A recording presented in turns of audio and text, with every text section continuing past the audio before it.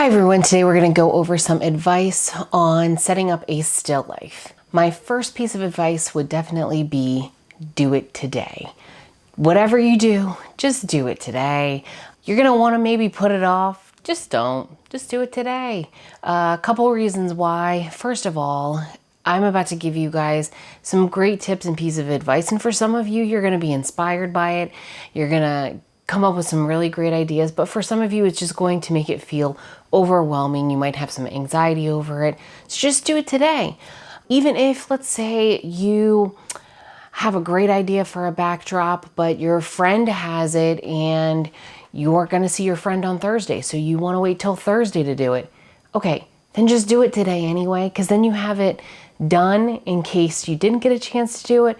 But also, if you do end up seeing that friend, then you do get that backdrop. It looks really awesome. But what's great about that is that then you have a chance to actually, you've already tested it out. You've already practiced with your still life. And so now you can make an even better one because you already know what you did like about it and what you would change. Maybe you change some objects, but each time you do it, you're going to get a little better. So you might as well go ahead and do it today.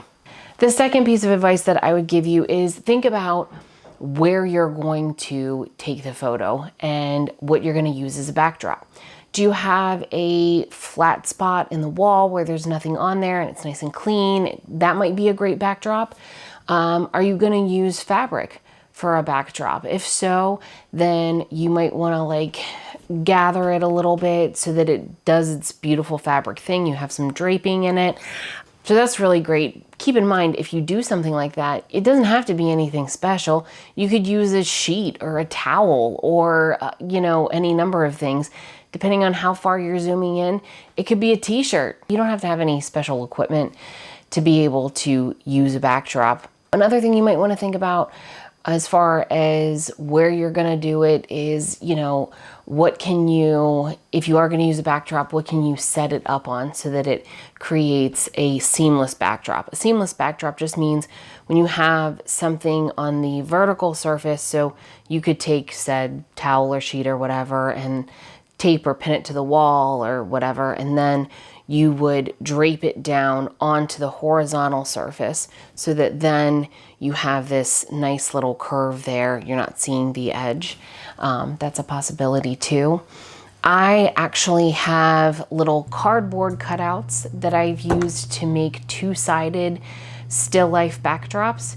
These work great for if you're drawing a still life, whether you're photographing a still life, whatever. They work out really, really good because you can lay them flat for storage, but then you just set them up by picking up the two tabs on the side, and then you can actually set up a still life on both sides. You could just use one side, but it's really nice because anyone can make one. It's just made out of cardboard. It cost me all of free. So that's a nice little option if you want to try to do something like that. Another reason why you might want to think about where you're going to do it is what's the lighting situation. If you want to use natural light, you can take it outside. That'd be great. If you want to use any specific type of lighting, you could even just try some stuff out with a flashlight so you can focus on a particular area. You could consider using any type of light bulb or lamp even, but if that's the case, you still want to think about where you're going to do it because you want to plan if you need an outlet. So once you've worked out where you're going to be taking your still life, what the lighting situation is going to be, what you want to use for a backdrop. Once you have all of that figured out, then you're going to start to think about the objects that you want to use. I would start with a number like 5 objects, and then you want to think about how do they relate to each other. Are they all cleaning products? Are they all gaming products? Or are they all stuff found in nature? So the one I'm working on here is all natural objects, and that's kind of what they have in common. You can think about the objects individually. Are they interesting to look at individually? Something to kind of consider. You don't have to have 5 objects that are all really interesting to look at. Sometimes it's more about the way that you group them, but either way, I would choose something that you find valuable to you, because anytime you're drawing or photographing something that is interesting to you, you're just going to invest more into it. So, you know, if I'm into art, then I might do a group of art supplies. If I'm into photography, maybe I would use some of my old cameras and, you know, equipment, that my darkroom equipment and things like that, and arrange those things. So it doesn't necessarily have to have a theme. It just tends to make a little bit more sense if it does. And then lastly, a big piece of it is how you put them together. The tendency is to just line them up side by side. That tends to be boring, so we want to try to avoid that. You can definitely start out that way, but I would test out some different things. I would think about overlapping, first of all, your objects, so that they're interacting with each other a little bit. If it's just one next to each other, then it doesn't allow your eye to travel quite a bit, but if they're going across each other, they tend to draw your eye from one object to the other.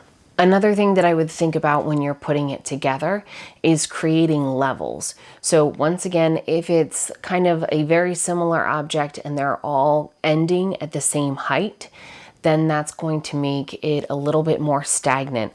If you have it so that things are going up and down, you want to think about like making triangles within there, or almost like a mountain range, sort of, if that makes any sense.